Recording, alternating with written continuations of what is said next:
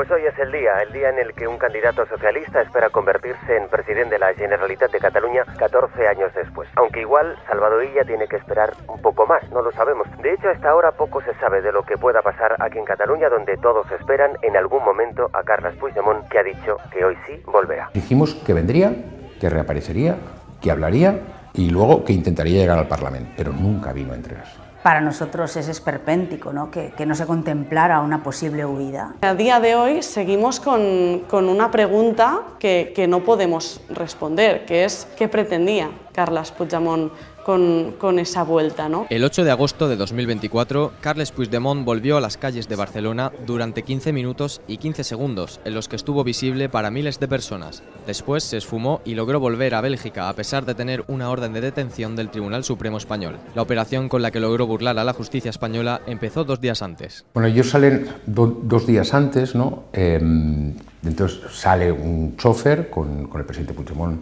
en la parte de atrás, van a un supermercado, un supermercado que está en Waterloo, al lado de su casa, de lo que se conoce como la Casa de la República, baja el coche al subterráneo, sale Puigdemont con un carrito de la compra, hace la compra y cuando vuelve al coche ya se mete todo el producto dentro y hay una persona que ocupa el sitio que ocupaba Puigdemont y el presidente se sube en un coche de alta gama de matrícula holandesa y ya sale hacia Barcelona. Han quedado con Turull, que previamente ha dado una entrevista en TV3 para hacer ver que está en Barcelona y justo después de la entrevista se ha ido hacia Perpiñán, ahí se encuentran, ahí se unen y en un coche ya salen tan normales y tan tranquilos hacia Barcelona, mientras los teléfonos de Puigdemont se han quedado en Waterloo, en el coche en el que iba, y parte de su entorno, su abogado, Castellà y otra parte de su entorno, están haciendo también en el sur de Francia, en un sitio donde habían ocupado durante la campaña electoral, en una casa que se había ocupado durante la campaña electoral, hacen una barbacoa, y aparece el coche de Puigdemont a esa barbacoa, el coche de Puigdemont que había estado en Waterloo, y lo dejan para que se vea la matrícula, mientras Puigdemont ya está llegando a Barcelona y entra por el mismo sitio por el que sale, que es por el Arco del Triunfo. Entra en el centro de la ciudad y entonces va hasta la casa donde llegan sobre las 8 de la noche, va hasta la casa que va a permanecer durante 2 días escondido antes de reaparecer. En esta calle de Lluís el Piadós es donde se alojaron Turull y Puigdemont. Sí, aquí es donde llegan el día 6 y donde permanecen 2 días ocultos hasta que inician el recorrido la mañana del día 8, que en esta parte del recorrido aún no lo conocemos visualmente todos, porque no es la imagen de su reaparición, pero él hizo este recorrido. Que es muy curioso la galería de arte que se encuentra aquí, ¿no? Cerca del piso donde se quedaron y con este nombre, ¿no? Justo, La Fuga, así se llama el libro que escribimos. El piso está cerca de este monasterio de aquí, que tiene una historia muy curiosa, ¿no? Con las monjas que rezaban por la vuelta del Puigdemont. Sí, en ese monasterio hay una madre superior que se dice que rezaba cada día por la vuelta del presidente Puigdemont y que una novicia pues no le gustó el rezo y parece ser que hubo un conflicto o la quiso echar o lo que sea. Y ahora acabamos de entrar en el pasaje Sant Benet, que aquí es donde el primer periodista grabó, ¿verdad? El pasaje Sant Benet, aún este trozo no se grabó, ¿vale? Aquí por la mañana, justo en esta zona de aquí, aparecieron los Mossos que estaban con él para comprobar. Aquí hablan con un pintor que estaba esa mañana haciendo unas labores con una madera. Y entonces le preguntan, ¿qué hace usted aquí? Porque era la única persona que había en toda la calle y entonces lo que estaban comprobando y controlando era que no hubiesen policías secretas, ¿no? Entonces acercó el mozo, le preguntó tal, le dijo, no, yo soy pintor, etcétera, etcétera. Y entonces volvió, recogió ya al presidente Puigdemont y a Turull y ya inician la salida, ¿no? Justo la imagen donde reaparece Puigdemont es en este punto y en este punto aquí era donde estaba escrito. Aquí reapareció Puigdemont en esta bolígrafo, sí, pero lo han pintado. Aquí reapareció Puigdemont burlándose de todo el Estado español o algo así, ¿no? Y entonces esta es justo la imagen que todos conocéis y que aquí empieza el recorrido de Puigdemont y allí le estaba esperando toda la comitiva de Junts. Y aquí el primer escolta que le está siguiendo le acompaña hasta este punto. Y aquí el primer escolta se va hacia la izquierda para avisar a la gente que le estaba esperando en el Arco del Triunfo. Frente al número 76 era donde le estaban esperando y donde las donde todos los WhatsApps internos del partido decía, os esperamos en Trafalgar 66, y ahí es donde lo están esperando, porque justo Sant Benet, no sé si apreciarán la imagen, Sant Benet hace como una especie de U interna, y entonces les permitía pues reaparecer por sorpresa, ¿no? Pues no lo veías llegar desde lejos. En el libro describimos exactamente dónde estaban posicionados, si un líder había llegado antes, si había desayunado, si no había desayunado, o sea, todo, porque ellos no sabían realmente, sabían que iba a reaparecer en ese punto, pero no sabían dónde estaba, ni si reaparecía esa mañana, si vendría esa mañana, o cómo vendría, ¿no? Y entonces le esperan aquí ya hay una marabunta de gente que lo protege, y allí tenemos el Arco del Triunfo, que es donde estaba el escenario para que hablase, ¿no? Una vez en el Arco del Triunfo, un grupo de voluntarios con sombreros de paja formó un pasillo para que Puigdemont accediera al escenario. No eran los únicos con sombreros, también había varias personas con gorra azul, de los que se escribió mucho. Hay mucha confusión, ¿no? Entre otras cosas porque había mucha gente con gorra azul, había periodistas con gorra azul, el propio abogado de Puigdemont iba con una gorra azul, y entonces ahí se le posicionó, los que llevan la gorra azul son los Mossos d'Esquadra, que hacen las labores de, unos dicen de escolta, otros dicen simplemente de acompañamiento, ¿no? Porque hay un procedimiento judicial abierto, entonces si haces de escolta puedes tener problemas judiciales, si es acompañamiento no. Llevan una gorra azul, me imagino que es un identificativo entre ellos para saber dónde están posicionados, ¿no? Y luego estaban los sombreros de paja se habían puesto para proteger todo lo que es el Arco del Triunfo y en un momento determinado evitar que el dron pudiese captar la imagen del presidente Puigdemont, ¿no? Pero el presidente Puigdemont nunca se puso un gorro de paja, por mucho que se haya dicho y por mucho que se haya escrito, ¿no? Tenemos que ponernos en situación, ¿no? Aquí está el escenario donde Puigdemont va a hablar. En la parte de atrás de ese escenario hay dos carpas cerradas, como dos tiendas de campaña absolutamente cerradas. En una hay un coche, y la noche antes, o sea, el día 7, ha venido por aquí un coche, el coche blanco que todos conocemos, que estaba habilitado para llevar una silla de ruedas.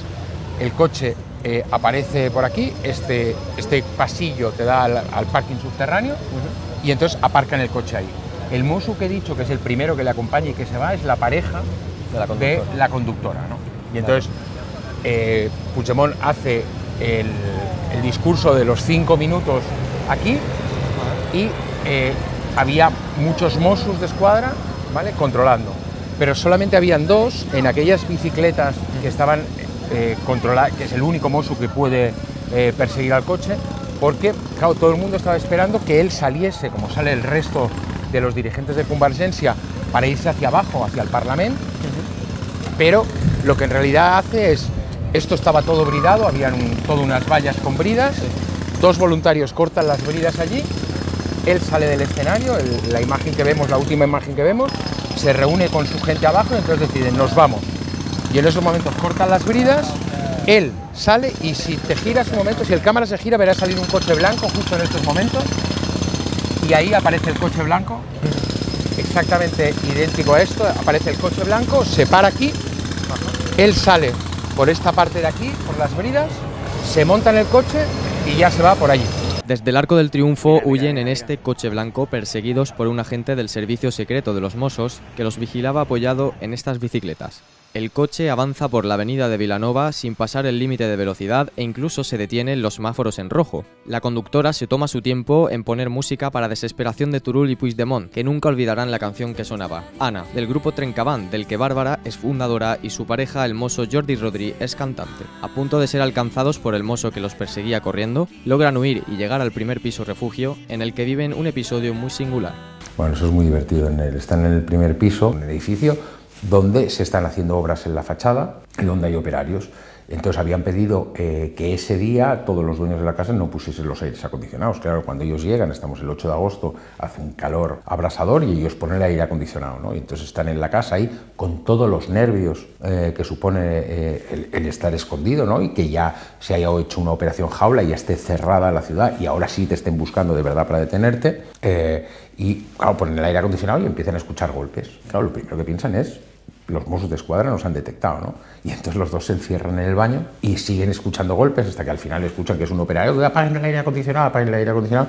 Entonces se dan cuenta, escuchan y entonces apagan el aire acondicionado. Cuando todavía están en este primer piso, los Mossos se dan cuenta de que Puigdemont ha desaparecido y activan la polémica Operación Jaula. Se hizo un dispositivo llamado Jaula que generó un agravio muy grande para la ciudadanía. Se cerraron las salidas de Barcelona, hubo retenciones de hasta 8 kilómetros en la Jonquera, en las salidas de Barcelona también, y todo eso generó pues, muchos problemas para la ciudadanía y fue esperpéntico, la verdad, porque era una persona pública y por tanto no había nada que motivara a cerrar Cataluña de esta manera. En el dispositivo dio la sensación de haber improvisación, no se contemplaban escenarios que deberían haber sido previsibles. Para nosotros es esperpéntico, ¿no? Que no se contemplara una posible huida. Cuando él desaparece el día 8 empiezan a haber controles de carretera en Gerona. Él hubiera necesitado hora y media o 2 horas para llegar a Gerona, o sea que no se podía hacer, ¿no? Hubo Policía Nacional, no Mossos d'Esquadra, que estaban controlando el cementerio de Amer, donde están fallecidos los padres del presidente Puigdemont, ¿no? O sea, hubo mucha tensión, sobre todo en el momento en que se dio cuenta que Puigdemont no se iba a entregar. Puigdemont y Turull salen en coche de Barcelona por la AP7, cruzan a Francia por un paso discreto de la frontera y llegan a una masía en la localidad de Ceret, donde todavía estaban los teléfonos de Puigdemont en el Seat Alhambra. Tras más de 48 horas juntos, en las que solo se separan para dormir e ir al baño, Turull y Puigdemont cogen caminos distintos. El secretario general de Junts se queda en la Masía a dormir y Puigdemont circula en coche hasta Lyon, donde pasa la noche. En el trayecto envía este mensaje desde su teléfono. Aquesta setmana he tornat al Principat de Catalunya. Des de primera hora del matí va quedar clar que el Departament d'Interior havia organitzat un dispositiu policial per impedir-me no entrar al Parlament, sinó intentar entrar al Parc de la Ciutadella. Poder tornar a lloc segur primer i després a la meva residència belga, aquí a Waterloo, van passar a ser l'objectiu. De esta manera, Puigdemont logró entrar en Cataluña, dormir 2 noches en Barcelona sin ser detectado y andar hasta el Arco del Triunfo para luego fugarse en coche. Sin embargo, antes de este plan se barajaron muchas otras opciones. Se barajó muchísimas versiones porque hubo todo un mes de planificación, ¿no?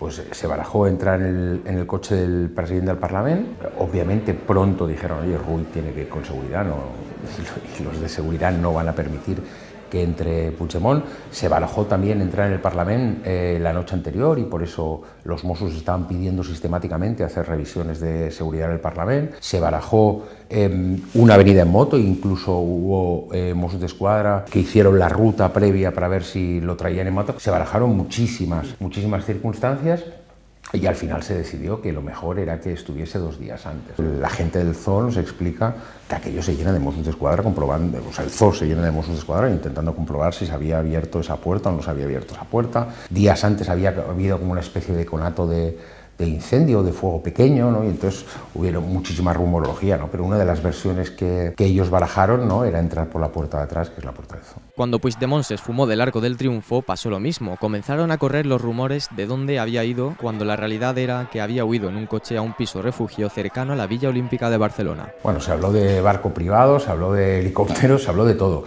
Sí, se habló del barco de David Madí, que es un empresario que había sido miembro de Convergencia y Unió, una de las personas más destacadas en Convergencia y Unió. Hubo mucha rumorología, o sea, rumorología que en vez de estar durmiendo aquí, estaba durmiendo en un hotel, en Can Rafa, en la Costa Brava, ¿no? No solamente la barquita de David Madí, sino también se barajó el barco de un gran empresario. Lo cierto es que muchas de estas hipótesis y rumores eran intencionados y venían del entorno cercano de Puigdemont desde los días previos, con el objetivo de confundir a los servicios de inteligencia. Ellos tenían a gente cercana, a gente del mundo de la comunicación, que incluso se posicionaban, igual que he explicado antes, ¿no? que su entorno se reunió en el sur de Francia para hacer una barbacoa, haciendo creer que Puigdemont estaba allí. Hubo gente en Barcelona que se posicionaba con todos los móviles en determinadas casas, ¿no? Gente muy nuclear, muy cercana a Puigdemont, y todos reservando hoteles por Barcelona, ¿no? Para disimular y volver loco al CNI. Hay quien cree que el propio jefe de prensa de Junts, Pere Martí, participó en esta estrategia durante una reunión con periodistas parlamentarios el día 7 de agosto, explicándoles lo que supuestamente iba a pasar y que luego no fue exactamente así. Yo lo que recuerdo es que efectivamente el equipo de prensa de Junts nos dio unas instrucciones, pero que como Carles Puigdemont se acabó esfumando, ¿no? Porque sí, es cierto, volvió,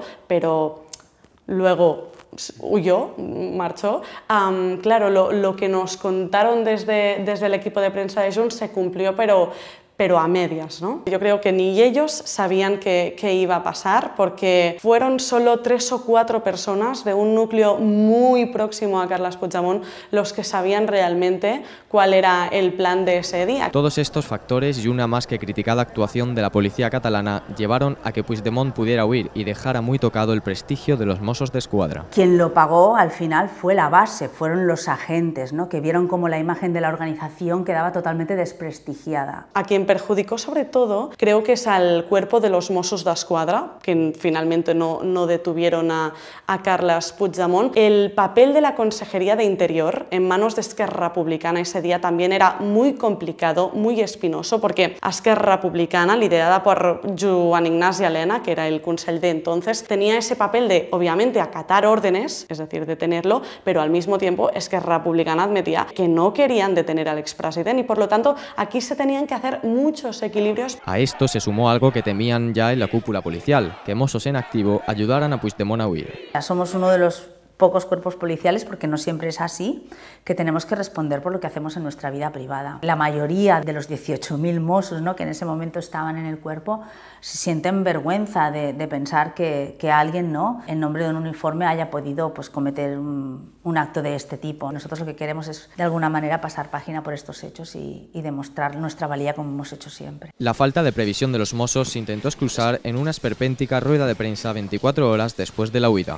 En la rueda de prensa, ninguno de los tres hizo autocrítica. De hecho, el conseller trasladó la responsabilidad a Puigdemont. S'assemblava més el que fa el senyor Jimmy Jam, que no la vinguda d'un expresident, el que és assistir amb tota la dignitat que se li suposa a un president de la Generalitat a un posible debat. Sigue habiendo muchas incógnitas sobre las motivaciones que impulsaron la actuación de Puigdemont y hay quien insinúa la existencia de un pacto encubierto con el Estado para no ser detenido. Yo creo que no hubo ningún pacto de Estado ese día. La prioridad de los Mossos d'Esquadra, la prioridad de Interior, del cuerpo de la policía catalana, era garantizar el pleno en el Parlamento y eso realmente pues se cumplió, fue así. Los Mossos d'Esquadra nunca investigaron la llegada de Puigdemont, o sea, las órdenes eran, si lo veis, lo detenéis, pero no hay un operativo para detener a Puigdemont. Que a día de hoy seguimos con una pregunta que no podemos responder, que es ¿qué pretendía Carles Puigdemont con esa vuelta, ¿no? ¿Qué quería? ¿Qué buscaba? Sí, boicotear esa investidura de Salvador Illa, pero ¿había algo más con esa vuelta? ¿Qué pretendía? Seguimos sin entender por qué se esfumó. Pero es que Puigdemont, si tú hablas con su entorno nuclear, te lo dice, nunca dijimos que se iba a entregar. Dijimos que vendría, que reaparecería, que hablaría y luego que intentaría llegar al Parlamento, pero nunca vino a entregarse.